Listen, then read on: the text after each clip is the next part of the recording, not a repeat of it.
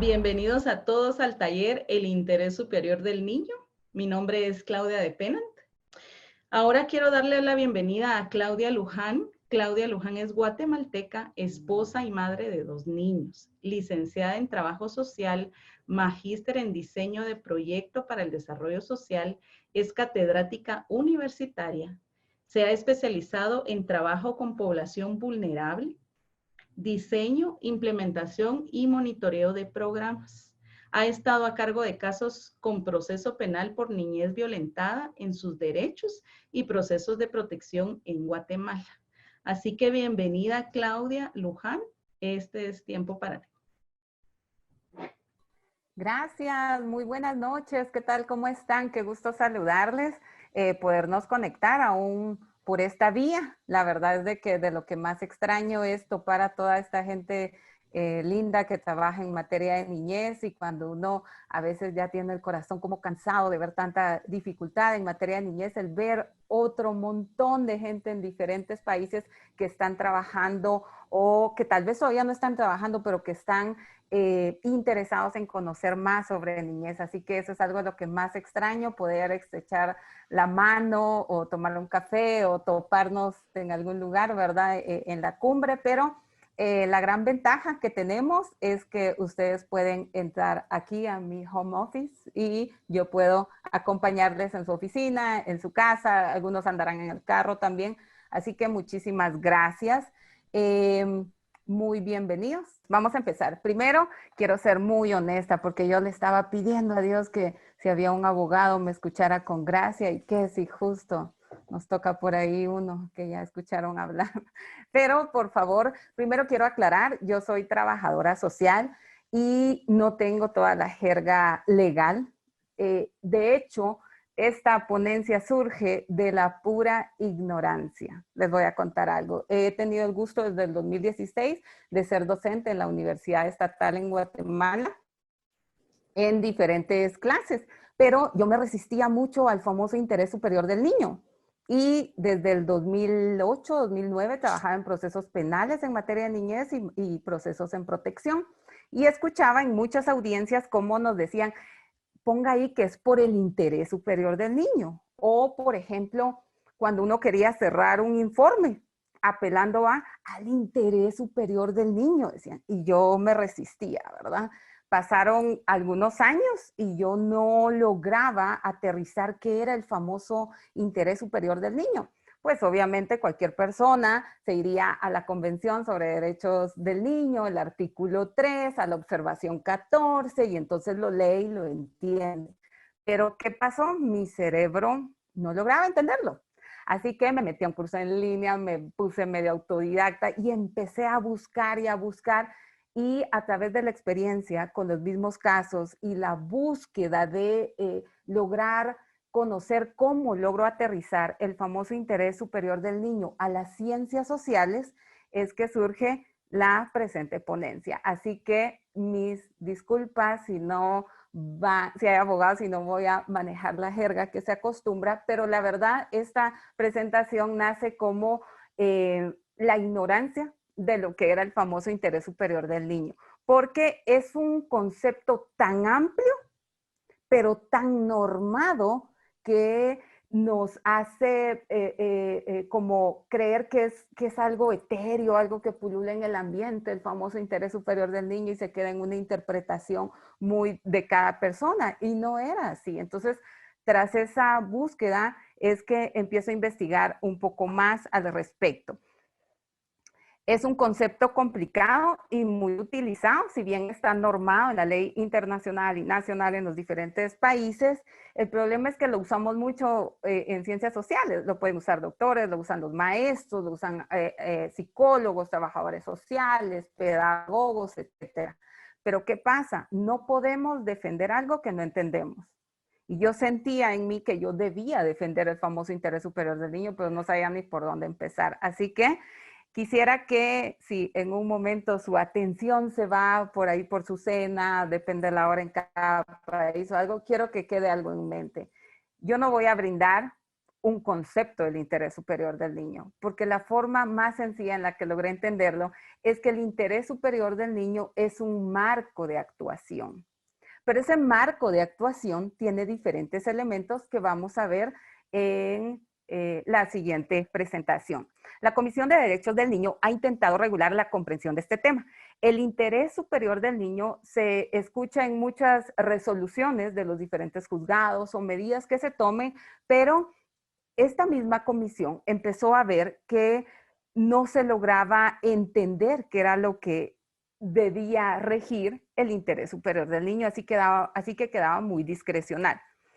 Con esto quiero explicar algo. La observación 14 fue diseñada para que se entendiera lo que es el interés superior del niño. Así que si muchos, al igual que yo, no lo entendemos, pues somos parte de un montón de personas que, de hecho, de ahí es donde nacen mucho de estas observaciones. El interés superior del niño es algo que hay que determinar y hay que evaluar. En unos minutos vamos a ver cómo determinar y cómo evaluar.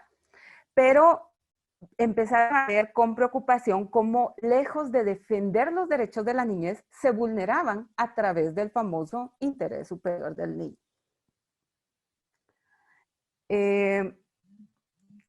Voy a mostrarles, no van a creer que voy a empezar desde 1924 y me voy a ir año por año, sino que voy a solo mostrar una pequeña cronología. En 1924, la Sociedad de Naciones aprueba la Declaración de Ginebra sobre los derechos del niño. Y ustedes pueden ver acá un pequeño recorrido hacia 1948, luego nos vamos al 59 y luego hasta 1968. Pero quiero hacer énfasis en 1945. Después de la Segunda Guerra Mundial, se conforma la Organización de Naciones Unidas y su primera gran aportación fue la famosa Declaración Universal de los Derechos Humanos, que ¿saben cuánto contenía en materia de niñez? Únicamente un pequeño párrafo y unía maternidad con infancia. Eso era todo. En esta nueva declaración, hacia 1959, ya se amplía en 10 principios. ¿Cuáles son estos principios? Igualdad de todos los niños, protección especial para el desarrollo, derechos de nombre y nacionalidad, derecho a la alimentación y seguridad social, educación de los niños impedidos, es la definición que se usa. Número 6, la protección especial de la familia y niños sin familia. Número 7, derecho a la educación. Número 8, protección especial del niño en situación especial que requiera socorro. Número 9, protección contra la crueldad. Y número 10, protección contra la discriminación. Y estos siguen siendo parte de los que se le llama comúnmente los derechos sociales. ¿Cuáles son estos? Los que siguen siendo prestados por adultos. Entonces, ¿qué es lo que pasa? No se ve todavía elementos del niño como sujeto de derechos, donde tiene también oportunidad de libertad, de expresión, etc. Luego están estas 3 fechas relevantes. Hacia 1989, la Asamblea General de las Naciones aprueba la Convención sobre los Derechos del Niño y ya conoce el papel de los niños como agentes sociales. En 1999 ya hablamos un poco en relación a ese daño de crueldad y las peores formas de trabajo infantil. Y en el 2015, pues ya hay toda una ratificación del convenio sobre los derechos del niño. Para muchos tal vez podemos decir, bueno, pero ¿qué importa? Uno firma y entonces se siguen vulnerando los derechos, etcétera. Pero hay una gran lucha detrás de esto. Y saben que los estados que firman este convenio tienen la responsabilidad de presentarse ante la Comisión de Derechos del Niño cada cierto tiempo y lograr evidenciar cómo es que están respetando ese convenio. Así que sí es un compromiso donde pueden haber fuertes consecuencias, de hecho, como Estado. Esto lo extraje un poco de cierta información de UNICEF. En 1924, ustedes pueden ver acá únicamente 5 elementos normados como parte de la Declaración de los Derechos del Niño. Y acá se encuentran redacciones como el niño hambriento debe ser alimentado, El niño enfermo debe ser atendido. El niño deficiente debe ser ayudado. El niño desamparado debe ser radicado. El huérfano y el abandonado deben ser recogidos y ayudados. Son declaraciones literales que yo extraje de esta cronología, pero es muy interesante porque sí hay grandes avances con esta declaración. En realidad, la reivindicación de los derechos de los niños no aparece hasta cerca del siglo XX, años 1900, y se debe principalmente a la activista británica England Tinger. Les voy a dar una cápsula ahí porque me llamó tanto la atención la cronología y conocer un poquito más de la historia, porque a veces uno es muy cruel hablando por hablar y diciendo, nah, ni se ha hecho tanto en materia de niñez, pero cuando uno se va a la cronología, ve ciertos avances interesantes y muy importantes de respetar y de mantener. Así que me metí a leer la biografía de England Tinger, para quien la quiera, se la recomiendo. Ella, cerca de 1906, trabaja en actividades sociales en la Universidad de Cambridge, en Inglaterra. Es una activista y desde la universidad empieza a incursionar en todo este tema. ¿Por qué es importante? Porque al leer su biografía fui viendo que, bueno, al menos yo no sabía que en 1919, junto a su hermana Dorothy, decidieron crear la organización Save the Children, y que en el año de 1920 se convierte en Unión Internacional Save the Children, y esta cápsula informativa se las doy porque me llamó mucho la atención, dado que la Declaración de los Derechos del Niño, que fue publicada en 1923, fue a través del manuscrito que ella misma elaboró. ¿Por qué? Porque empezó a ver tanta crueldad en la niñez. Ella ni siquiera tenía niños propios, pero ella empezó a ver toda esa crueldad y de su puño y letras redacta esta primera declaración, y esto da luz a todo, esto da a luz toda esta cronología que les traté de resumir en materia de los derechos del niño. Si ustedes ven en esta siguiente diapositiva, pues ya acá ya tenemos redacciones como el niño física o mentalmente impedido o que sufre algún impedimento social debe recibir tratamiento. La educación y el cuidado especial se requieren conforme cada caso en particular. Si podemos ver acá, se mantiene una esencia proteccionista, pero se ven cambios. Si vemos la anterior diapositiva, hay 5 elementos fundamentales en materia de la Declaración de los Derechos del Niño, y en la siguiente diapositiva pues ya vemos cerca de 10. No sé si ustedes recuerdan, bueno, mi bisabuelita usaba mucho ese término impedido, y yo hasta que empecé a estudiar la cronología pensé que tal vez venía de ahí cuando ella usaba el término, pero la verdad es de que me traslada mucho a la importancia de conocer la historia, de conocer las bases incluso de lo que regula una restitución de derechos hacia la niñez. ¿Por qué? Porque de verdad yo no conozco algo que podamos defender sin antes apropiarnos de esto. Entonces, quería compartir de forma como muy rápida y lo más breve posible esta pequeña cronología, y que podamos conocer cómo sí han habido avances antes,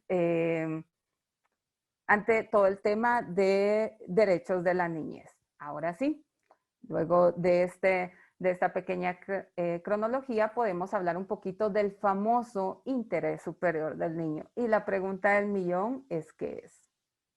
Jorge Cardona Lloren, en su ponencia en los años 2014 y 2015, lo pueden buscar en Google, excelente ponente, de verdad le tengo que dar todo el crédito, que me animó mucho a conocer un poco más y a entender de verdad este marco, digamos, de protección en materia de niñez sobre el interés superior del niño. Tiene 2 ponencias muy conocidas en internet, y recientemente estuvo en Guatemala invitado por el Modelo de Atención Integral de Niñez y Adolescencia MAINA por parte del Ministerio Público. Excelente, lo súper recomiendo. Por supuesto que luego que que primero escúchenme a mí y después lo escuchan a él, porque si lo hacen al revés va a ser muy triste. Pero lo que quería comentar es que él es catedrático de Derecho en la Universidad de Valencia y miembro del Comité de Derechos del Niño para Naciones Unidas. Él explicaba un poquito cómo es que funciona Naciones Unidas, todo el tema que hay de representación de los países. Yo no sabía, por ejemplo, que las redacciones que hacen las hacen en inglés porque tienen un número restringido de palabras. No encontré una razón técnica, sino entendí que era una razón de presupuesto. Pero es interesante, ¿saben por qué? Porque a veces nos apresuramos a decir de qué nos sirven esos papeles o solo decimos está mal redactado y ni siquiera conocemos más a fondo. Pero si no estoy mal, para la redacción de la observación 14 en el tema del interés superior del niño, fueron cerca de 2 años, toda una mesa de trabajo con representatividad de países, etcétera. ¿Para qué? Para lograr transmitir cómo velar, cómo apoyar a los estados a que velaran el verdadero interés superior del niño. Básicamente, como les había dicho al principio, este ISN o Interés Superior del Niño es un marco de actuación con varios componentes que veremos en un momento. ¿Cuál es el objetivo principal del interés superior del niño? Garantizar el disfrute pleno y efectivo de todos los derechos reconocidos en la Convención y el desarrollo holístico del niño, es decir, el desarrollo integral del niño.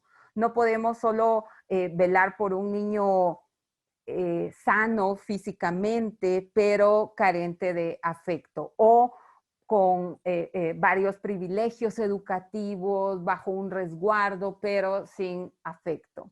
Entonces, es importante que entendamos que el interés superior del niño es un marco de actuación. Ahorita les voy a compartir unos elementos que regulan ese marco, pero está sobre todo enfocado en el disfrute pleno y efectivo de todos los derechos reconocidos en la Convención y de forma holística. Por ejemplo, algo interesante es que el interés superior del niño es así superior. Este está por encima de otros intereses. Voy a poner un ejemplo práctico. Yo participaba en varias audiencias de niñez y era muy común ver a una mamá o a un papá llorando, porque en plena audiencia de niñez hasta ahí entendieron que sí le podían quitar al niño y ponerlo con otro familiar o en un hogar de abrigo y protección.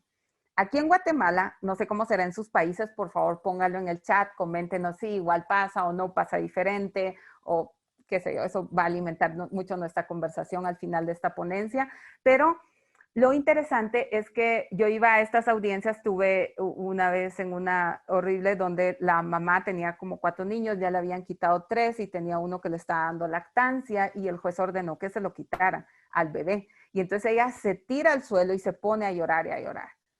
En algunos juzgados esto hubiera sido suficiente en Guatemala para que dijeran, bueno señora, usted está arrepentida, va a ir a escuela para padres, se va a portar bien, entonces le vamos a dar a los niños. ¿Y qué es lo que pasa ahí? Prima el interés de la mamá por continuar siendo mamá. Es un interés genuino, es algo que ella desea. Pero el interés superior del niño es por encima de. Esto significa que es en lo que nos debemos de enfocar a la hora de tomar decisiones.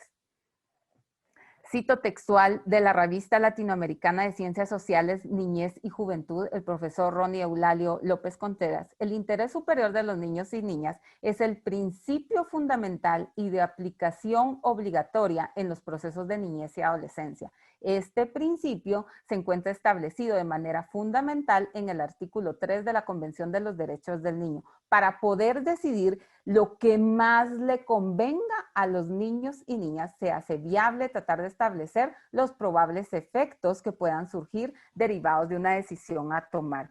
¿Qué significa esto? Que cuando tomamos una decisión, y digo tomamos porque los jueces son los que deciden, pero en teoría debieran decidir en función también de los medios de prueba, de los informes, de el apoyo que los equipos multiprofesionales a través de ONGs, a través de hogares de abrigo y protección o a través de los mismos profesionales en los juzgados le brindemos. Un juez que no creo que esté en esta ponencia, pero si está, le doy todo el crédito.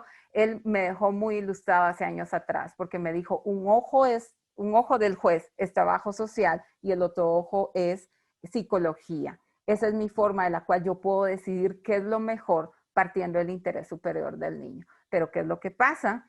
En algunos casos podemos hacer recomendaciones que no tienen fundamento. Y si nosotros partimos del interés superior del niño, tenemos que tener, digamos, la sobriedad dentro de los informes que brindemos de cómo prevalece ese interés por encima de otros. Sé que es complicado, de verdad que yo cuando lamentablemente he estado en muchas audiencias donde ya los adultos, al ver que de verdad les pueden quitar a los niños, aunque sea temporal, ahí se ponen a llorar, se ponen a prometer, de verdad son altamente convincentes, pero ¿qué es lo que pasa? Tenemos que ver qué es lo más probable que pase con el niño. Más adelante, voy a dejar esto como en un post-it mental y más adelante voy a retomar ese tema de cómo podemos hacer esas proyecciones como equipos técnicos. Los elementos, perdón, yo pienso que estoy desfasada en mi presentación y mis notas que llevo al lado. Algunos ejemplos observados por el comité. Recuerdan que les dije que lo que pasa es de que el comité para los derechos de la niñez que tenía representatividad, si no estoy mal, de cerca de 18 países, empezaron a ver que habían muchas dificultades para la comprensión del interés superior del niño. ¿Y cómo lo vieron? Se prohíbe el castigo físico salvo el interés superior del niño. El niño va fuera del hogar, de un hogar de abrigo y protección, o va dentro del hogar por el interés superior del niño. Y muchos podemos pensar, pero ¿dónde está ahí el interés superior del niño? No lo entiendo. Y es ahí lo que me llevó a mí a investigar un poco más de esto, porque yo escuchaba algunas resoluciones como no se declara la adoptabilidad por el interés superior del niño. Y yo pensaba, no entiendo dónde está el interés, de plano es algo que no he visto yo. Y por eso la plenaria también iba enfocada en el interés superior del niño desde las ciencias sociales, porque tenemos que conocerlo para evidenciarlo. Otro ejemplo que la Comisión de Derechos del Niño dio es que se conocían cerca de 100 autorizaciones de matrimonios en menores de 14 años en 2 años. Esto fue preocupante para la comisión porque entonces parecía que algo no estaba funcionando con el interés superior del niño.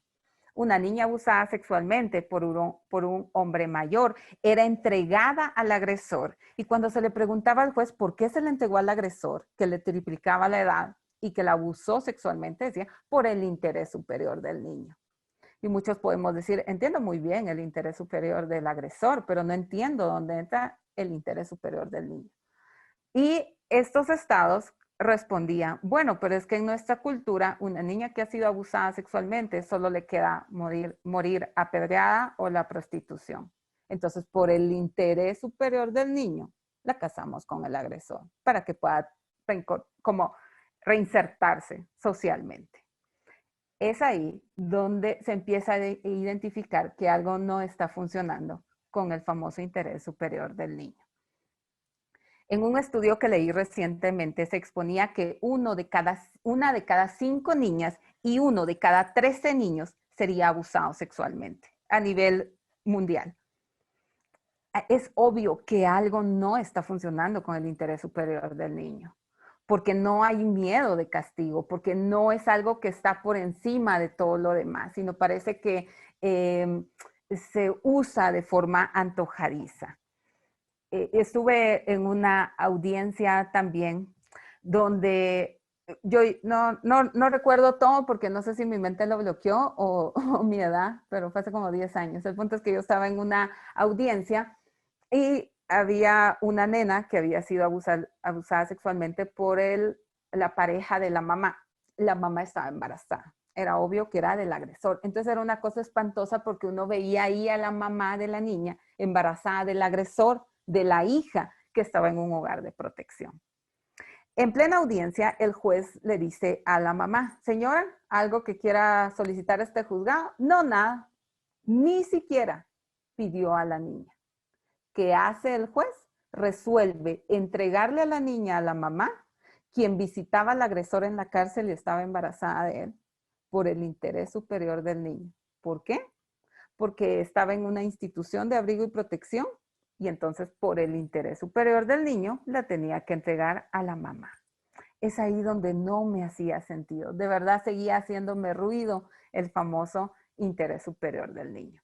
Pero como a mí me gustan mucho la argumentación teórica y técnica, yo quise plasmar ahorita dos vertientes, digamos, dentro del interés superior del niño y después vamos a ver, si no estoy mal, 7 elementos que son los que nos regulan ese marco de actuación. Porque el interés superior del niño no va a ser si yo considero que, o si yo creo que, o si yo sentí hoy que. No, el interés superior del niño tiene dos vertientes. Uno es que debe ser evaluado. ¿Qué significa eso? La evaluación es una valoración, debe ser ponderado, sopesado con elementos. Por ejemplo, si yo tengo un caso de una niña que era maltratada, porque la mamá la dejó la pareja, estaba muy estresada, no sabía de crianza y entonces le pegaba constantemente.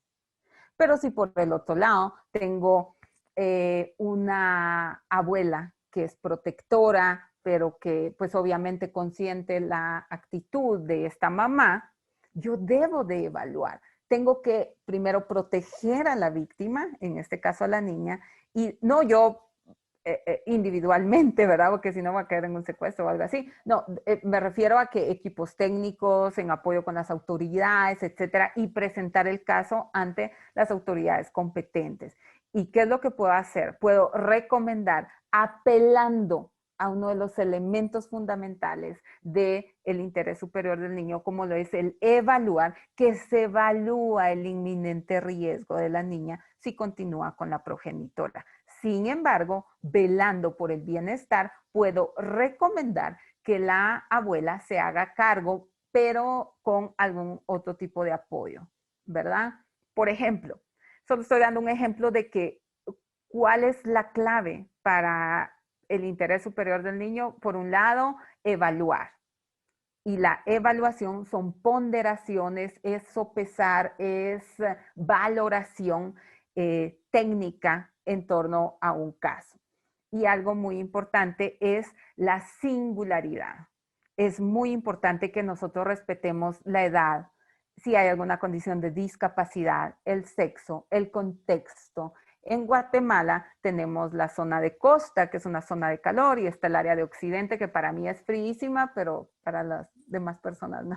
Entonces, ¿qué es lo que pasa? Es muy diferente un niño de un área que un niño de otra. Es muy diferente incluso entre grupo de hermanos, así que debemos de velar por la singularidad. Hace unos años atrás tuvimos el caso de hace unos años yo estaba trabajando en un hogar de abrigo y protección y uno de los casos que se tuvo era de una nena que había sufrido de tocamientos de tipo sexual por parte de los hermanos, pero los hermanos eran muy pequeños, eran cerca de 10 años, entonces no podía haber en conflicto con la ley, porque en Guatemala es a partir de los 13, entonces bueno, era complicado. Y creo que el juez fue muy bueno en su resolución. Apeló a la singularidad, pese a que eran 3 hermanos. Los 2 varones que tenían mayor vínculo con la madre, parece que la madre tenía algún tipo de rechazo, no sé si a las niñas o a su nena, ¿verdad? Pero evaluaron varios elementos y la nena fue alejada de este contexto por seguridad de la niña y a los niños sí los dejaron con la progenitora con varias condiciones, ¿verdad? Y seguimientos, etcétera. Entonces, ¿qué es lo que pasa? Incluso entre grupos de hermanos tenemos que ver la singularidad. Nosotros como profesionales, como si me escuchan estudiantes o personas en general, sociedad civil interesados en materia de niños, tenemos que eh, eh, no tomar a los niños como un conjunto, como los niños en general. Y algo muy erróneo que hacemos es creer que la niñez es un colectivo. La niñez es la etapa de vida de todos. Lo que pasa es que a uno se nos olvidó más y a otros se nos olvidó menos. La niñez es una etapa de todos, no es un colectivo por ahí aislado. Entonces, respetando que es una etapa vital de todo ser humano, debemos de analizar, sopesar, interpretar, conocer la singularidad. Ahora, la evaluación de los casos y la singularidad dentro de estos casos no la podemos hacer de forma antojadiza. De hecho, en muchas ocasiones no la puede hacer un solo profesional, sino podemos necesitar equipos multiprofesionales. Ahora, quiero pasar a los, si no estoy mal, son 4, 5, 6, sí, son 7 elementos que es como la guía que elabora el comité para lograr objetivamente el interés superior del niño. Entonces, número 1, el interés superior del niño es un marco de actuación. Número 2, tiene 2 vertientes fundamentales. Por un lado, el que debe ser evaluado y por el otro es que se debe respetar la singularidad del niño o de la niña. Y número 3, voy a compartir a continuación esta guía del comité para lograr objetivamente el interés superior del niño. Si imagináramos que el interés es un marco de actuación, digamos que estas son las paletas o los palitos, ¿verdad?, que construyen ese marco. Número 1. Bueno, yo voy a decir número 1, número 2, pero lo interesante es que no hay jerarquías, es decir, no es uno más que otro, solo por orden los voy a decir. También quiero decir que esta guía no es exhaustiva, fue una guía base que elaboró el comité para podernos tomar como punto de partida y construir ese marco de actuación. Entonces, es importante que mantengamos en mente que no hay jerarquías entre estos. Es decir, no es más la preservación del entorno que la educación, por ejemplo, ¿verdad? Bueno, por un lado, la preservación del entorno y relaciones comunitarias. Cuando sea posible, es importante conocer la idoneidad. Es decir, que el niño pueda mantenerse en familia o en la comunidad, si fuera con familia extendida, etcétera. Pero algo muy importante, no podemos quedarnos con este punto y sacrificar la salud, la integridad, etcétera, de los niños, sino tenemos que hacer una evaluación más a profundidad. No es cualquier familia, sino entornos de familia adecuados y saludables. No es la preservación del entorno per se, ¿verdad? Sino es la preservación de entornos saludables para el niño. Me voy a ir al siguiente, que es la identidad.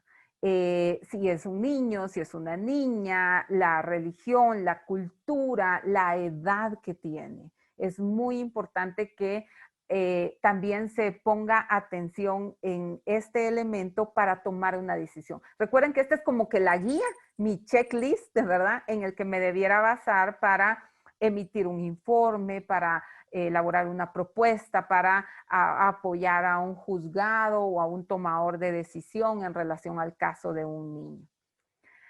El derecho a la educación.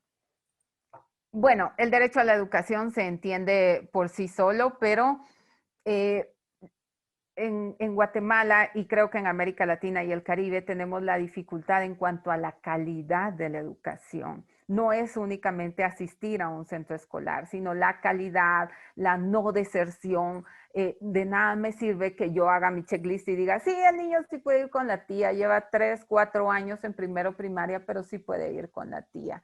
Cuando yo hacía visitas de campo, tengo algunos meses que hice una pausa de visitas de campo, pero uno de los elementos que a mí me encantaba evaluar para conocer si se estaban respetando los derechos del niño en el entorno era preguntarle a la cuidadora o al cuidador primario, digo cuidador o cuidadora primaria porque a veces es la abuelita, a veces es el papá, a veces es una tía, etcétera, ¿verdad? Era cuál era el nombre de la maestra.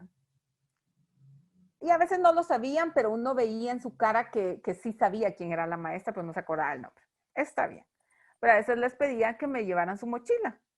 Si la mochila tenía zapatos viejos, tenía un pan de hace 3 semanas, tenía cuaderno roto y la última vez que fue a principio de año, eso me demostraba a mí que tal vez eventualmente iba a la escuela, pero no estaba recibiendo educación.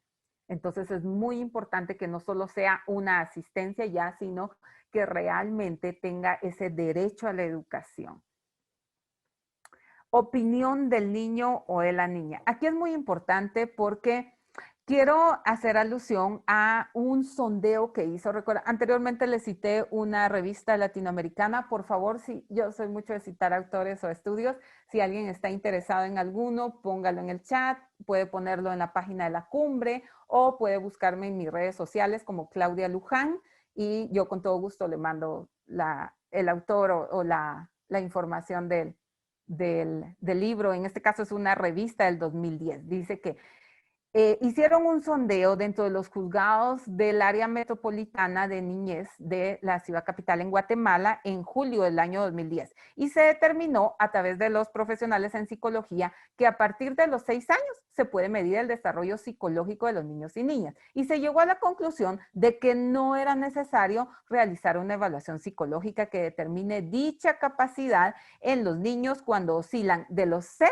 a los 6 años. Ahora, ¿por qué menciono esto? Porque yo me he topado con algunos juzgados donde yo recomiendo que sí escuchen al niño, aunque tiene 5 años. Pero hay quienes se cierran y dicen que no. Y hay otros casos donde el niño es mayor de 6 años, pero yo no recomiendo. ¿Por qué? Porque conozco al niño, tengo evidencia al respecto. Puedo presentar un informe psicológico, un informe neurológico, otro profesional que me apoye con ese informe para evidenciar que si el niño se presenta y habla en audiencia va a ser revictimizado o porque al niño le afecta demasiado emocionalmente. Tengo que tener una razón de peso para solicitar que aunque la guía me manda por el interés superior del niño a la opinión, por X o Y razón argumentada de verdad, no la recomiendo. O por el contrario, que sea un niño que sea menor de 6 años, pero que considere que sí pueda expresar. Claro que los profesionales en el campo de la psicología, incluso de la pedagogía, pueden ser tan ágiles a través de dibujos, etcétera. Pero hay otros casos en juzgados donde no están los equipos necesarios que sí se dificulta. Tuvimos el caso de una nena de cerca de 4 años que la psicóloga muy ágil hizo un pequeño juego y la nena no habló, pero todo lo que hizo fue poner una piedra encima de unas fotos de su papá y decirle que jugaran abajo de una mesa a esconderse de él. Eso para una profesional era evidencia del temor que manejaba, ¿verdad? Otras profesionales en Guatemala de la Procuraduría General de la Nación, que es el ente, digamos, el abogado de los niños por parte del Estado, fue muy ágil al solicitarle unos dibujos a los niños y a través de las diferentes pruebas que hizo, identificaron que estaban en un contexto de posible abuso sexual. Por supuesto que todo esto era posible, pero pues la presunción de veracidad consideraron que era mejor protegerlos. Entonces, hay muchas formas de las cuales pueden o podemos escuchar a los niños. Muy importante, es indispensable oír a los niños de forma distinta de cómo oímos a los adultos. Si los adultos, cerca del 80% de lo que decimos es no verbal, imaginemos en el caso de los niños. Voy a ir rápidamente porque creo que ya el tiempo me está diciendo acá que quedan 10 minutos, pero voy rápido con los últimos 3 elementos. Cuidado y protección. El cuidado y la protección no es únicamente para los bebés. A veces asociamos el cuidado y la protección con los primeros meses de vida de un niño. Y el cuidado y la protección deben de ser permanentes en la vida de un niño. ¿Para qué? Para respetar, para normar, para procurar el interés superior del niño. La crianza no se sobrevive día a día, la crianza se disfruta. Y si tenemos un papá estresado, una mamá con algún vicio, una familia multiproblemática, ahí es donde la iglesia, los equipos profesionales, las instituciones, debemos entrar a apoyar. Y como me decía el director en una organización, ser coach, no los jugadores de primera fila. Yo no sé nada de deportes, pero entienden la analogía, ¿verdad? Es no ser nosotros los que hagamos la crianza, sino más bien equipar a las familias para que ellos tengan ese cuidado y esa protección. Por eso mismo es que se busca que los niños que tengan menos de 3 años tengan revisiones de medida cada 3 meses al menos, porque el tiempo en el caso de los niños es especialmente irreversible, así que no debería pasar más de 1 año sin que se conozca el estado o el bienestar de los niños. Y esto no es inspiración propia. La Comisión de Derechos Humanos también establece la importancia por el interés superior del niño de que estos chicos mayores de 3 años tengan una revisión de medida cada 6 meses. Situación de vulnerabilidad.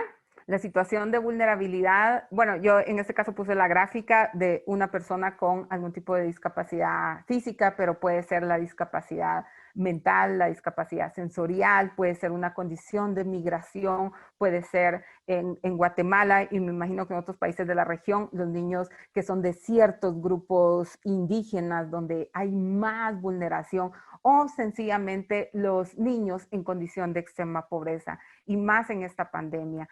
En el taller que tuvimos en la mañana hacíamos la reflexión de cómo los niños que ya estaban en pobreza pueden caer como efecto de la misma pandemia en extrema pobreza y quienes estaban en extrema pobreza pueden caer en miseria. En Guatemala uno sale y ve cantidad de familias con banderas blancas y hay quienes dicen, bueno, pero es que eso de las banderas ya se volvió un negocio. Puede ser, pero los niños que están ahí no están fingiendo, porque están bajo el sol y están trabajando, aunque alguien los esté acarreando y lo que sea, pero no están fingiendo. El abandono de su niñez y esa situación de vulnerabilidad que les da la pobreza o la pobreza extrema. Yo sí estimo que en Guatemala y en los países de la región todavía no hemos empezado con la factura de esta pandemia, económicamente hablando, con las repercusiones sociales en materia de niñez y estos grupos que son altamente vulnerables. Y por último, el derecho a la salud. Sea que los niños estén en instituciones o con familias, debe preverse la conservación de la salud, tanto física como mental. Cuando trabajamos con familias en condición de pobreza o en condición de pobreza extrema, sobre todo en las áreas rurales, parece un lujo la salud dental, parece un lujo la salud mental también. ¿Y qué es lo que pasa? Que solo nos enfocamos en cuando el niño está demasiado grave para llevarlo, en el mejor de los casos, con algún centro de salud. Pero la guía que el comité nos da para lograr objetivamente el interés superior del niño habla del derecho a la salud de forma integral, en conjunto. Entonces, voy a resumir acá. El interés superior del niño es un marco de actuación. Tiene 2 vertientes, que debe ser evaluado y que debe respetarse la singularidad. Y tiene 7 elementos que conforman esta guía. La preservación del entorno, familiar si se puede, y si no, comunitario. La identidad, el derecho a la educación, la opinión del niño, pero ojo, no puede ser escuchado igual que un adulto. Cuidado y protección, situación vulnerable y derecho a la salud. Casi termino. Por favor, ténganme unos minutos de paciencia. Algo muy interesante es que cualquiera me puede decir, bueno, ya me quedó totalmente claro qué es el interés superior del niño y su marco de actuación. Excelente. ¿Cómo lo logro? Es importante recordar que no podemos hacer que un derecho valga más que otro. Recuerdan que al principio les comenté que el comité estableció que no era una guía exhaustiva ni jerárquica. Recordemos que este interés tiene una triple naturaleza. Es un derecho, es decir, que debe conocerse, puede exigirse, ante las autoridades competentes, ante tribunales, etcétera. Puede alegarse también, es decir, interponer los recursos que se consideren cuando no se está de acuerdo con una decisión. Es un principio interpretador. Esto nos dice que toda decisión que se tome debe acogerse, adoptarse y debe verse en la perspectiva del interés superior del niño. Y es una regla de procedimiento. ¿Qué significa una regla de procedimiento? Que hay un proceso, hay una serie de pasos. No solo significa que yo creo esto por el interés superior del niño. No, tiene que haber una regla de procedimiento y una forma de la cual argumentar, presentar evidencia de por qué X o Y decisión se tomó apelando al interés superior del niño. Ahora, ¿qué es el punto cuando estos criterios chocan? ¿Recuerdan los criterios que vimos? ¿Qué pasa si el cuidado y la protección sí se tienen en un lugar, pero no hay derecho a la salud? Por ejemplo, ¿saben cuál es la fórmula mágica? Lo digo de forma sarcástica, saludable. Para conciliar estos criterios, necesitamos profesionales especializados. No hay una fórmula mágica. Necesitamos profesionales especializados. ¿Por qué? Porque presenta rezago escolar. ¿Por qué? Porque el niño le doy instrucciones cortas y no me toma más que un comando. ¿Por qué? Porque la familia ama al niño, hay vínculo, pero tiene patrones de crianza poco saludables. ¿Qué se puede hacer? Ahí es donde necesitamos equipos profesionales, necesitamos iglesia, necesitamos técnica, vocación, compromiso para lograr identificar esos elementos de riesgo, esos elementos que ponen en riesgo el interés superior del niño, cerrar las brechas en apoyo con la familia. En trabajo social, a mí me gusta mucho hablar de las duplas, es decir, psicología y trabajo social, y a veces se puede en equipo multiprofesional a través de pedagogía o a través de otras ciencias. Pero lo más común, al menos en el trabajo de casos, son estas dos áreas. Es muy importante que, digamos, logremos identificar si los criterios chocan, cómo puedo evaluar, cómo puedo sopesar, cómo puedo cerrar esas brechas. Y hay un principio muy importante en el tema de trabajo social específicamente o trabajo de casos. Mi área es trabajo social, pero yo lo aplicaría al trabajo de casos en general. El principio de predictibilidad consiste en tratar de predecir o de proyectar la situación futura del niño. Cuidémonos de no equivocarnos, porque hay algo hermoso en la niñez y es que la podemos cuidar, pero hay algo bien peligroso, que tomamos decisiones por ellos.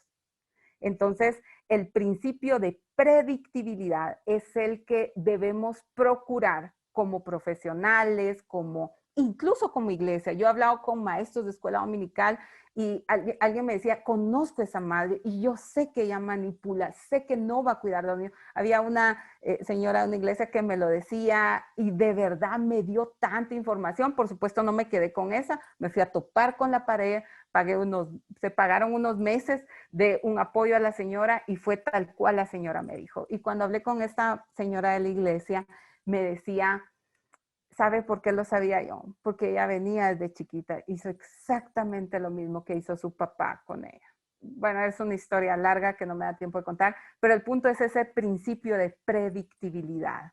¿Cómo lo logro? Como profesionales podemos auxiliarnos de diferentes equipos técnicos, podemos auxiliarnos de diferentes instrumentos. Se puede medir, se puede procurar. Claro que nos podemos equivocar, pero cuando hay criterios que chocan, apelemos al principio de predictibilidad. Lograr proyectar qué tan probable es que el caso funcione o que el caso no funcione. Yo pienso que ya estoy un poquito sobre el tiempo, así que esta es mi, si no estoy mal, sí, es mi última diapositiva. Así que muchas gracias, sobrevivieron hasta. Muchas gracias a usted, Claudita, por por habernos ilustrado y enseñado de esa manera. La verdad es que son temas complejos, son figuras complejas, como usted lo dijo al principio, son figuras que se usan también mucho en lo legal y en el área social, y los términos son bastante técnicos, pero de como nos lo dijo, pues se entendió bastante bien. Así que vamos a abrir ahora a un espacio de preguntas y respuestas. La primera pregunta que nos hacen y nos han hecho reiteradas veces es, yo sé que es un tema un poquito álgido, pero dice, o preguntan, en cuanto a la identidad, cuando hablamos de género, ¿será posible que más adelante los matrimonios del mismo sexo o matrimonios trans, puedan adoptar? Bueno, la verdad es una pregunta complicada. Yo se la devolvería a Axel, pero dada la condición actual, deberé responder en algo. Es muy importante que pongamos en el centro al niño. ¿Con qué se beneficiaría más el niño?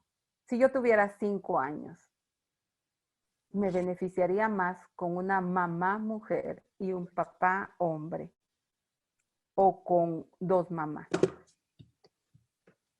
Yo sé que es un tema complicadísimo, pero les animo a que busquen el estudio de Fernando Pliego Carrasco.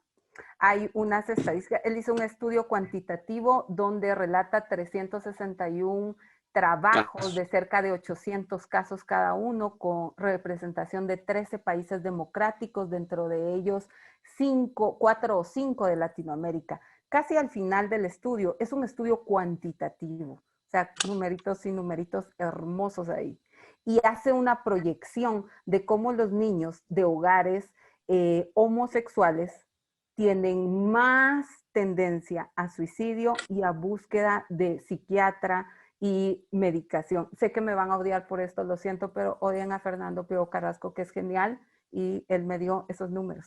No lo conozco, pero yo leí su material y es muy bueno. La verdad es de que yo trato de ubicar en el centro al niño y poniendo en el centro al niño. Consulten psicólogos, consulten psiquiatras, consulten a una hermana, un hermano. Visualícense ustedes a los 5 años y vean, ¿va a ser el interés superior del niño o el interés superior de una pareja porque desea ser padre?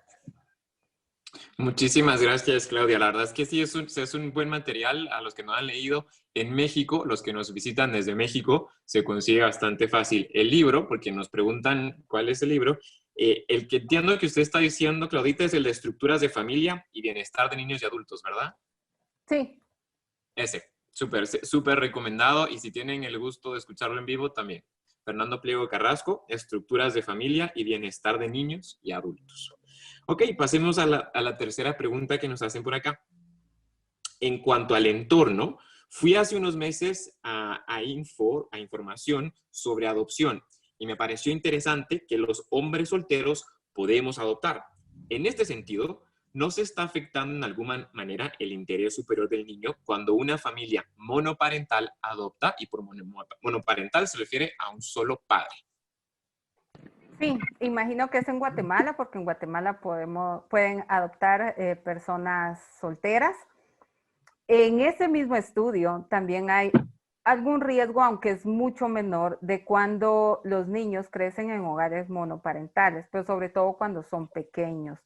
La verdad es de que tendría que conocer un poco más cuál fue el espíritu del Consejo Nacional de Adopciones en este caso para permitirlo. Yo no creo que se afecte en sí el interés superior del niño, porque si vemos los elementos que la guía, ¿verdad?, que nos menciona el comité, creo que una persona sola, con mucha dificultad, eso sí, va a poder cumplir con la mayoría de estos elementos. Creo que ahí yo invitaría a los equipos multiprofesionales a que evalúen a ese posible papá o mamá adoptante. ¿Por qué? Porque tengo que evaluar sus vínculos familiares. Es una persona que tiene un hermano que le va a apoyar, o tiene la abuelita, o tiene el abuelito, tiene vínculos sanos, está ahorita con una pareja sentimental, tiene proyectado casarse. Creo que hay muchos elementos ahí donde entra el principio de predictibilidad que les comentaba, y que los profesionales puedan proyectar qué tan probable es el éxito o no, en este caso, de adopción, ¿verdad?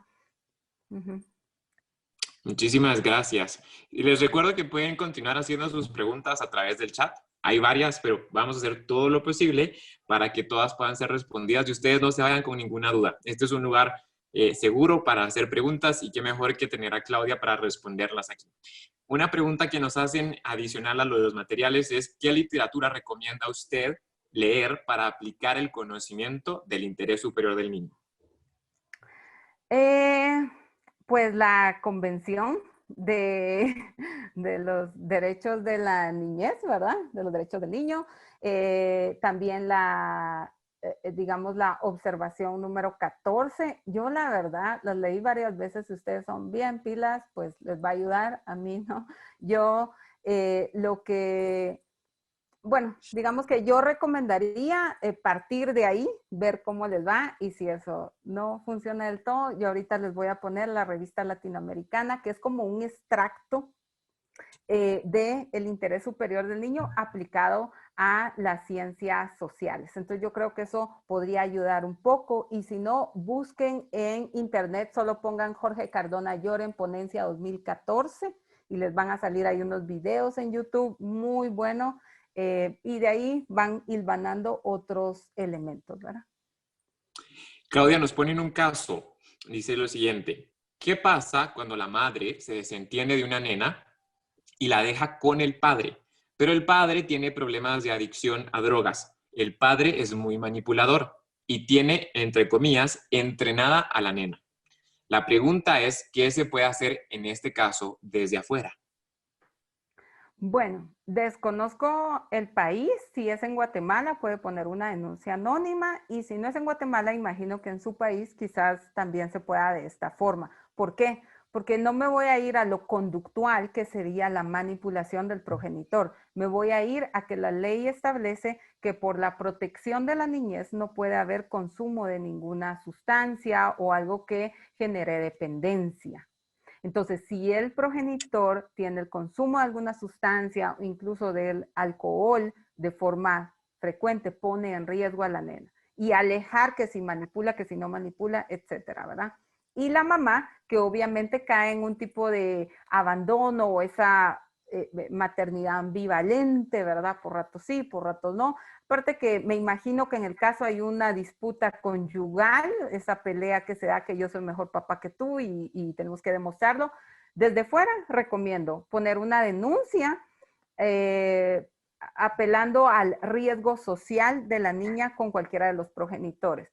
Otro elemento que se puede hacer es buscar figuras de apego de la niña, alguna tía, alguna abuelita, algo para sugerir a las autoridades, evitando así que la niña vaya a ingresar a una institución de abrigo temporal. No estoy diciendo que son malas, solo estoy diciendo que para una nena que conoce que tiene a sus papás es bien complicado. Entonces, si ustedes logran investigar o conocer un poquito, tal vez pueden darle algunos nombres a las autoridades encargadas para que de ahí empiecen un tipo de investigación. Pero si hay dependencia de sustancias y si hay abandono, negligencia, riesgo, sí es importante poner la denuncia, aunque esta sea anónima, ¿verdad? Nos ponen aquí otro caso práctico. ¿Qué se hace cuando un niño es indígena y predomina el cumplimiento de su cultura que el interés superior del niño? Eso sí está complicado, porque con países como el nuestro, donde hay tanta prevalencia de la, digamos, de la cultura, ¿verdad? Y todo eso, tendríamos que conocer un poco más. Yo me iría a las autoridades locales y consultar el caso, ver cuál es la vulneración, porque a veces no es solo la vulneración del derecho, sino la consecuencia de esto. Yo voy a poner un ejemplo. Digamos, en mi casa, cuando nosotros éramos chiquitos, aplicaban el castigo físico. Ahora se oye vulneración de derechos, pero en ese tiempo era un chicote de caballo y se acabó. Estaba mal, pero se hizo lo que se pudo con lo que se tenía. Entiendo ahora que está mal, pero era algo cultural. Mi bisabuelita lo hizo con mi abuelita y mi abuelita con mi mamá. Y mi mamá dijo, bueno, esta cosa se hace aquí, no hay internet, no hay escuela para padres en ese tiempo. Entonces, ni modo, ahí vamos con el chicote. ¿Cuál era la consecuencia de eso?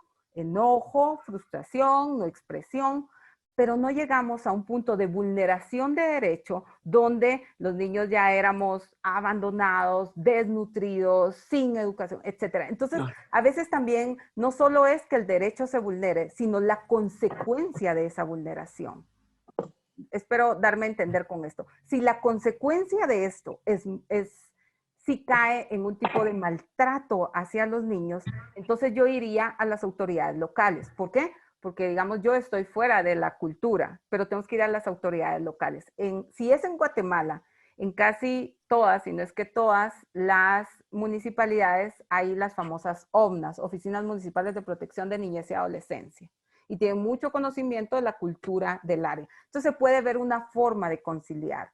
A veces la cultura sí puede ser muy dañina, como el caso de las niñas que son casadas con su agresor en otros estados. Entonces es la forma donde tenemos que evaluar la consecuencia para ver si ya cae en un maltrato hacia la niñez y por otro lado acercarnos a las autoridades locales. Claudia, hay una pregunta que se relaciona mucho con esta respuesta que acaba de dar y quizás es la misma respuesta. Entonces, igual se la hago y usted nos dice si es la misma respuesta.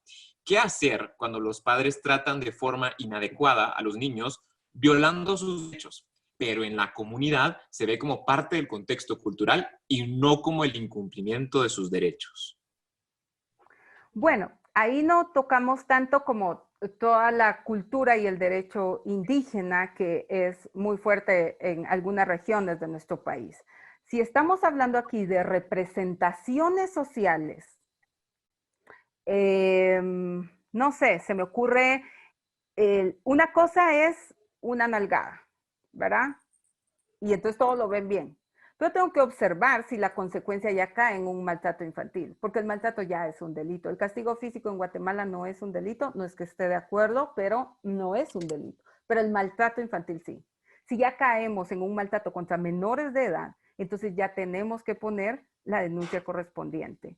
Recordemos que también está la omisión de denuncia, que es un delito. Entonces, depende mucho de qué estamos hablando. Si son representaciones sociales, o sea, es decir, algo que está en el imaginario colectivo y todos actuamos así, pero vemos que afecta a los niños, quizá nos podemos ir por lo conductual, como iglesia, como organización, etcétera, hacer un tipo de posicionamiento de lo que es una crianza efectiva. Yo no voy a decir que las famosas escuelas para padres, pero grupos de apoyo para padres, etcétera, ¿verdad? Un tipo de orientación y apoyo. Y eso se puede, hay estudios buenísimos al respecto. Voy a hacer rápidamente uno que tal vez con eso contesto otras de cómo educar a algunas madres, a algunos padres al respecto.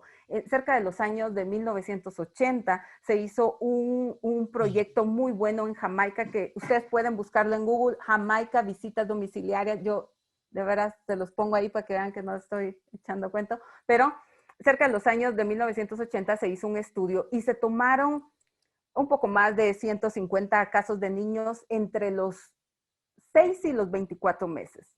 ¿Qué identificaron? Que los niños estaban con ciertos rezagos en Jamaica. Entonces dijeron, si nosotros equipamos a las mamás para que jueguen con los niños, les hablen, les respondan y todo, vamos a crear ese desarrollo cognitivo que se necesita. ¿Cuál fue el impacto de esto? Años después se midió. Y el impacto no solo fue en la infancia, porque se hizo un estudio, digamos, una evaluación longitudinal, es decir, a lo largo de los años, y se logró evaluar que los niños no solo mejoraron en sus capacidades cognitivas y de lenguaje, sino posteriormente tuvieron más oportunidades de mejores salarios por ese desarrollo que tuvieron. ¿Qué nos demuestra esto? Que las visitas domiciliarias, es decir, las visitas de profesionales entrenados en casa, una vez a la semana, una vez cada 15 días, mejoró no solo la crianza de los padres, sino el impacto llegó a los niños. Entonces, ¿qué me demuestra eso? Que la cultura la podemos invadir positivamente y hacer un impacto en esto. En ciencias sociales y estoy viendo una cosa de proyectos y habla del impacto social. ¿Y saben cómo lo grafico? Como un vaso de cristal. Yo lo estrello ahorita y tiene un impacto. ¿Y qué pasa? Se hace chayas, cambia, se transforma, ¿verdad? Entonces pasa de este vasito de vidrio a un montón de chayes. En ciencias sociales también podemos hacer un impacto y transformar una cultura que está afectando la crianza y los derechos del niño a través de elementos paulatinos, intencionados, visitas, etcétera. Ahora, si es una vulneración de derechos, no vamos a esperar a convencer al agresor y decirle que eso está malito, etcétera. No, rescatamos al niño, lo protegemos y después se interviene, se investiga, etcétera. Pero si es un elemento de crianza, un elemento, depende mucho de las consecuencias de esto, creo que podemos de forma amigable e intencionada procurar proyectos que entrenen a los padres para ser padres y no para sobrevivir a la crianza. Uh-huh. Para todos los que no son guatemaltecos, la palabra chaye, según aquí el internet, es un pedazo de vidrio roto y filoso. Ahí tiene. Entonces, espero que con la ilustración hayan entendido que son pedacitos de vidrio, ¿verdad? Que tiene una historia muy interesante ahí, por cierto, para cambiar ahí de tema. El chaye proviene de la palabra en quiché chay, para nombrar la obsidiana o piedra de rayo. Entonces, hay un dato interesante de Guatemala para todos los que nos están escuchando. Chapinismo. Chapinismo. Nos hacen otra pregunta aquí, Claudia, y es, ¿existe alguna herramienta de evaluación basada en la guía para lograr el interés superior del niño que nos brindó? Así como, por ejemplo, los estándares mínimos esperados. Solo encontré una guía que elaboró Naciones Unidas para, digamos, es como un checklist, pero para elaborar políticas públicas o para elaborar normativas. Es decir, si usted va a lanzar una política pública sobre DIT, Desarrollo Integral Temprano, entonces hicieron una guía que es un checklist muy amigable para la elaboración de esa política pública, pero una guía propia para evaluar casos o diseñar proyectos para niñez no encontré. La verdad, y la evalué bastante y solo vi que era muy orientada si era para elaborar política pública. Uh-huh. Claudia, en otro tema nos preguntan, ¿de qué manera podemos ayudar a los niños que son usados para llevar ayuda económica a sus hogares? Me encanta el tema en relación al trabajo infantil porque hay una persona que, digamos, como muy sabia en Guatemala, se llama, escribe columnas en un día, Samuel Berberian, una eminencia en materia de educación, etcétera. Y él una vez elaboró una columna y yo, de verdad, me encanta darle el crédito a los autores que amablemente le brindan ciertas aportaciones a mi cerebro. Así que Samuel Berberian hace un análisis en torno a lo que es trabajo infantil y lo que es una herencia cultural. La herencia cultural es que digamos que yo hago tortillas, ahora voy a tener cuidado con mis chapinismos, ¿verdad? Yo hago tortillas y le enseño a mi hija a hacer tortillas. Y resulta que lo va haciendo tan bien, pero ella me ayuda ciertas horas porque tengo mucha carga de trabajo, etcétera. Eso es una herencia cultural. Cuando ya cae en un tipo de trabajo infantil, explotación infantil, etcétera, cuando deja sus prioridades de niña, es decir, no lo que ella elija, sino su educación, su recreación, elementos de la estimulación propia de ella, nena. Pero si ella ayuda un tiempo, le heredo mi conocimiento, ¿verdad? Cultural, y ella sigue yendo a estudiar, entonces estamos bien. Pero cuando ya cae en un proceso de trabajo infantil, es que ya van más horas de trabajo y menos horas de estudio. Y hay estudios al respecto de esto, que más horas de trabajo, menos horas de estudio, hasta que se logra la repitencia y posteriormente la deserción escolar. ¿Cuál es la clave en este punto? Yo leí unas mediciones de estudios que se hicieron en México. Si hay gente que nos acompaña en México, yo sé que en su propio país, bueno, no, hay ciertas falencias en eso. Sí, entiendo, pero dentro de las evaluaciones generales y de forma técnica, las transferencias condicionadas han sido efectivas en algunos países, en otros no. Entonces, ¿qué es lo que pasa con esto? La transferencia condicionada es que yo brindo un apoyo económico a la familia equivalente a lo que el niño generaría para que vaya a estudiar y vaya al centro de salud donde se requiera. Los estudios que se hicieron al respecto en diferentes países, tanto en México como en otros países en América Latina, evidenciaron que hubo un incremento en la tasa de niños que asistían a los centros educativos. Entonces, ¿cuál sería la clave para el rescate de estos chicos? Es apoyar de alguna forma. Si a usted no le gusta la transferencia económica, puede buscar bolsas de apoyo o algo equivalente a lo que el niño brinda, y que el niño sea, en vez de ir a trabajar, se le da este apoyo a la familia para que mande el niño al centro educativo. Esas transferencias condicionadas han sido efectivas. Pueden ser monetarias o pueden ser en especie.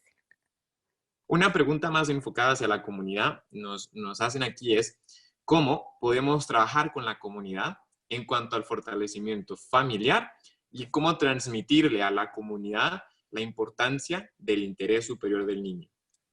Ay, me encanta esa pregunta porque de verdad a mí el tema, digamos, lo que más me apasiona, y por ahí está Sarita Ruano que me conoce muy bien, lo que más me apasiona es el trabajo con la familia, el trabajo con la comunidad, el poder procurar esa vinculación. Digamos, me he dado la tarea de verdad de explorar un montón de opciones de cómo apoyar a las familias y no hay una única respuesta. Es decir, no doy salud y todos son felices, no doy dinero y todos son felices, no doy, no sé, X o Y beneficio y todos felices. No, los problemas son de muchas cabezas. Como dicen muchos estudiosos en materia de la pobreza no monetaria, es multidimensional. Y la respuesta debe ser multidimensional y para eso necesitamos una comunidad. ¿Cómo se puede apoyar? Creo que podemos ser esa extensión de la familia. ¿Dónde se está quedando corta la familia? En educación. Lo que pasa es que ahorita no hay escuelas. Bueno, entonces brindemos maestros voluntarios locales de la iglesia, no sé, ¿verdad? Que puedan ir. O hay mucha callejización. Bueno, entonces pongamos a los niños en áreas de cuidado y estimulación, aún siendo ya mayores. O vemos de que los chicos no quieren ir formalmente a un programa, pero ¿qué pasa si ponemos bibliotecas, no sé, móviles, ¿verdad? Ver dónde se está quedando corta la familia, dónde ya no llega a más, en la recreación, en la educación, en la salud, en todas las anteriores, ¿verdad? Quizás podemos poner estos centros comunitarios de apoyo. Algo con lo que yo he soñado mucho es con tener estos equipos que fortalezcan a la familia. Para fortalecer a la familia, ¿qué necesitamos? Vinculaciones sociales. Necesitamos apoyos en psicología, para terapias, para consejerías, etcétera. Apoyo en trabajo social. Las visitas domiciliarias son fundamentales en trabajo social.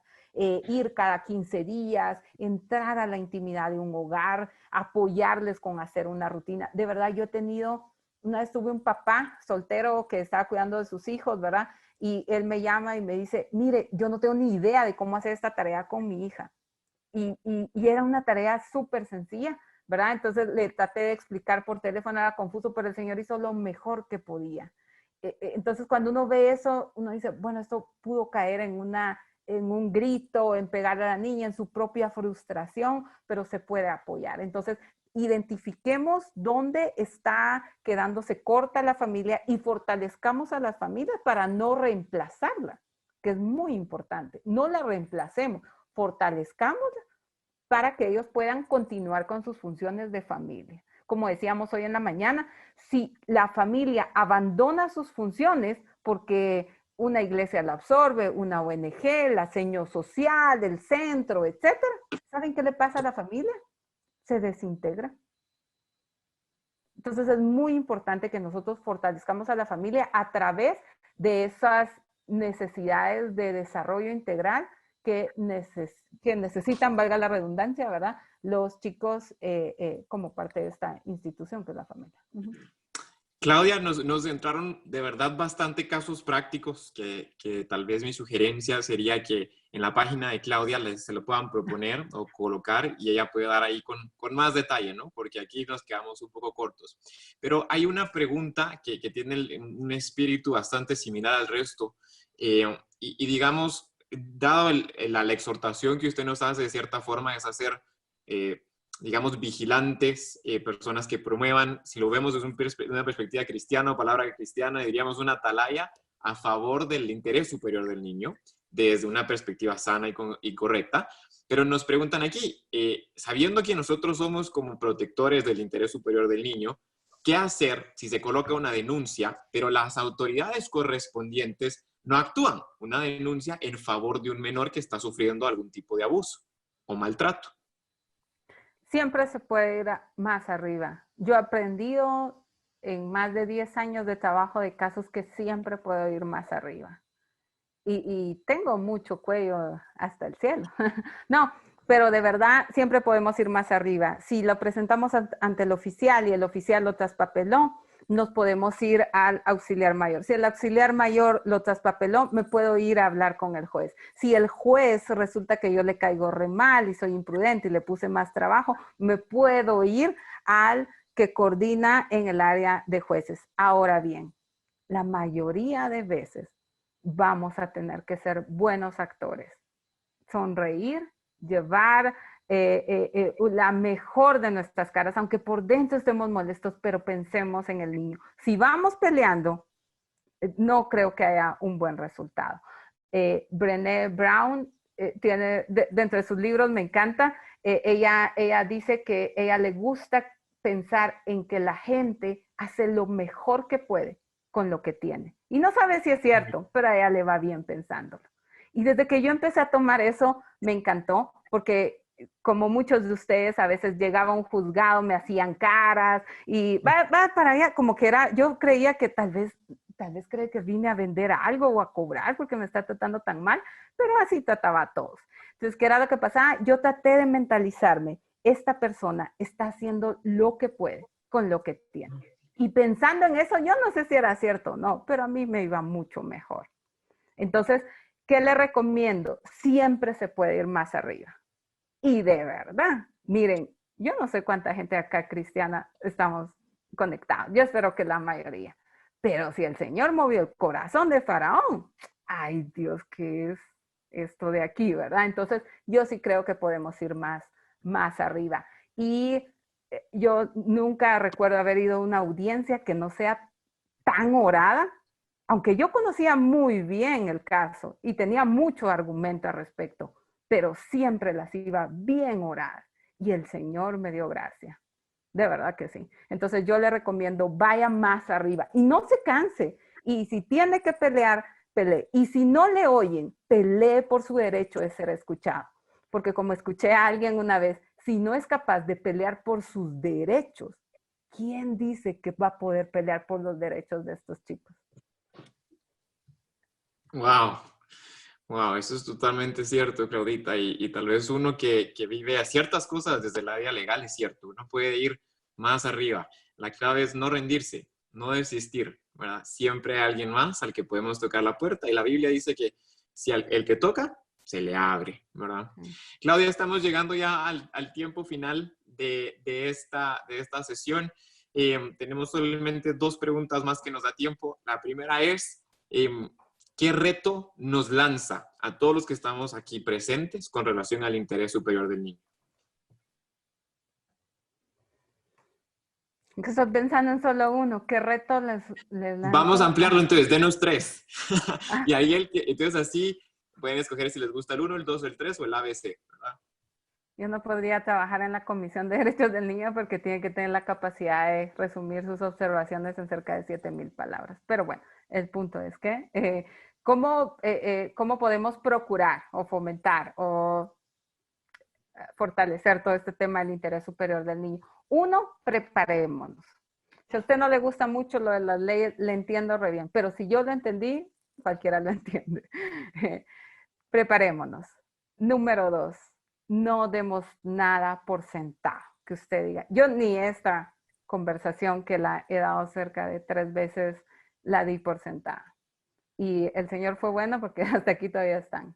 Entonces no dé nada por sentado, órelo, póngalo ante el Señor. Como le decía yo, fuera de cámaras, dirían a Axel y a Claudia y Natalia, que también nos acompañan. Muchas gracias, felicidades por todo el apoyo.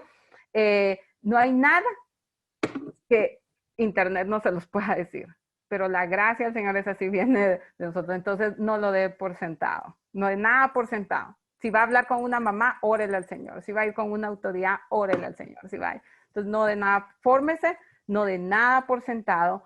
Y algo muy importante, y yo sé que a la cumbre le encanta meterse al callejón, no sé si puedo completar la frase, pero por si no, los que lo saben me entenderán, pero le encanta meterse al callejón de los problemas, lo voy a decir así. Esta cumbre, la cumbre por el huérfano en general, está diseñada ¿para qué? Para que aprendamos sobre niñez, para que nos preparemos y les sirvamos. Pero ¿saben quiénes deberían de estar aquí? Las familias vulnerables. ¿Y saben por qué no pueden estar aquí? Porque son vulnerables. Porque cuando se hace presencial no pueden viajar. Y porque no pueden dejar de lavar ajeno para ir a la cumbre. Y porque no pueden conectarse a internet. Entonces tengo una gran responsabilidad por llevar esto que estoy aprendiendo hacia las familias. Porque sería hermoso que hubiera una cumbre para las familias, que son quienes están con el niño ahí jalándose de los pelos y acarreando con su estrés de llevar el sustento a la mesa, más que el esposo le dejó por otra, más que el vecino, como vive en hacinamiento, está tomando y yo escucho todos los gritos. Entonces, ¿qué es lo que pasa? Tenemos una gran responsabilidad de llevar todo esto a las familias, porque si no, tenemos como mucha factura que vamos a tener que pagar, ¿verdad? Entonces, llevemos esto. No sé cómo, o no lo puedo decir en 2 minutos. Aplique técnicas de educación popular, haga carteles, use la página, las redes sociales. Hay familias que aún vulnerables lo tienen. Haga talleres, ya vienen vacaciones, haga un curso de escuela de vacaciones sobre el interés superior del niño para niños, para adultos, para familias. Tenemos que hacer algo, porque esta cumbre es para esas familias. Lo que pasa es que nosotros fuimos privilegiados porque por alguna extraña razón el Señor creyó que nosotros lo podíamos llevar a esas familias.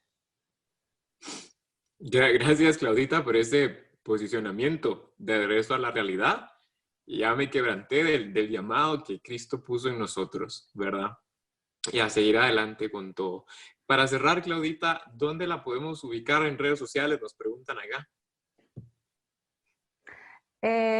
Bueno, gracias. Yo creo que ahí Sarita ya me hizo favor. Soy Claudia Luján, asesorías y consultorías sociales. Ahorita lo vuelvo a poner aquí en el chat, aunque Sarita ya me lo había puesto. La verdad, no tengo nada extra para decir más que contarles un poco de mis catarsis, pero las digo poniendo en redes de todo lo que el Señor nos muestra y hay un regalo muy especial. Yo le pedí al Señor sabiduría. Yo decía, pues Señor, ¿por qué no me regalaste sabiduría sino compasión, verdad? Porque soy altamente compasiva, pero eso es lo que a uno lo mueve a conocer más. Entonces, me pueden buscar en redes sociales como Claudia Luján, asesorías y consultorías sociales y de verdad, les animo a que sigan formándose. Gracias porque en vez de una serie en Netflix o una película, porque ahora hay fuerte competencia en internet, decidieron conectarse y eso habla muy bien del corazón que el Señor ha puesto en cada uno, así que me alegra mucho, muchas felicidades. Muchísimas gracias a usted, Claudita. Glorificamos a Dios por su vida y le pedimos a Dios que siga dándole gracia y sabiduría para poder compartir de esto que también nace del corazón del Señor para con todos nosotros y para con las familias vulnerables. Así que, querida familia ACH, bueno, si usted se siente familia aquí en la cumbre de ACH, usted puede hacerme así con su dedito. Si usted se siente aquí en familia, puede hacerme así. Eso, con su dedito, o si le gusta el digital. Ya veo que aquí casi toda la comunidad nos sentimos en familia y todos los otros talleres que han sido realizados o que se han llevado a cabo el día de hoy están siendo grabados. Los mismos van a estar disponibles para todos ustedes. Nada más les pedimos que sigan a las redes sociales de ACH, en Instagram, en Facebook y obviamente en nuestra página de internet. Ahí van a ser compartidos y usted también los va a poder compartir adelantemente en los próximos meses. Que Dios los bendiga.